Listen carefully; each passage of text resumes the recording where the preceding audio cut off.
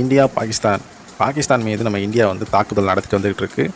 எப்பயுமே இந்தியா வந்து பாகிஸ்தான் வந்து எவ்வளோ தான் வந்து இந்தியாவை வந்து தாக்கினாலுமே கூட திருப்பி வந்து பதிலடிக்கு வந்து சுடுவாங்களே தவிர அந்த நாட்டு மக்களை வந்து எந்த வகையிலுமே வந்து இந்தியா வந்து தாக்குனது கிடையாது.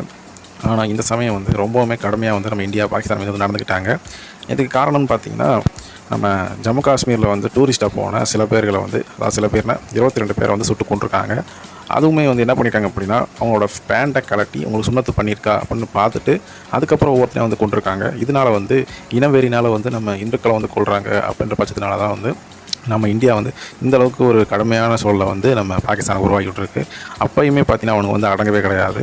சரி, இந்த அளவுக்கு பாதிக்கப்படுறாங்களே அப்படின்னு சொல்லிட்டு இந்தியாவே வந்து சரி வேணாம், அந்த நாட்டு மக்களும் வந்து கஷ்டப்படுறாங்கன்னு சொல்லி சொன்னாலுமே கூட அவனுங்க அதெல்லாம் பற்றி கவலையே படுறது கிடையாது. பேச்சுவார்த்தை நடத்தலாம்னு சொல்லியும் கூட அன்றைக்கி நைட்டே பார்த்தீங்கன்னா வந்து தாக்குதலை மறுபடியும் தாக்கியிருக்கானுங்க. இவனுங்களை வந்து மொத்தமாகவே அழிச்சிடணும் அப்படின்றது தான் வந்து நம்மளோட மைண்ட் செட்டு. ஆனால் பார்த்தீங்கன்னா இப்போ வர 12ஆம் தேதி வந்து பேச்சுவார்த்தை நடத்த போகிறதா தெரிவிச்சிருக்காங்க. இப்போ இந்தியா வந்து தாக்குச்சு அப்படின்னா அந்த நாடே வந்து இருக்காது. ஏதோ மனிதாபகரமாக தான் பார்த்தீங்கன்னா இப்போ இந்தியா வந்து பேச்சுவார்த்தைக்கே வந்து ஒத்து போயிட்டு இருக்காங்க. நீங்கள் வரும் நாட்களில் பார்த்தீங்கன்னா இதில் பாகிஸ்தான் இருக்கிறதா இல்லை இருக்கக்கூடாதுன்றது வந்து நமக்கு தெரிய வரும். உங்களோட மைண்ட் செட் எப்படி இருக்குது அப்படின்றத என்னோட கமெண்ட் பாக்ஸில் மென்ஷன் பண்ணலாம்.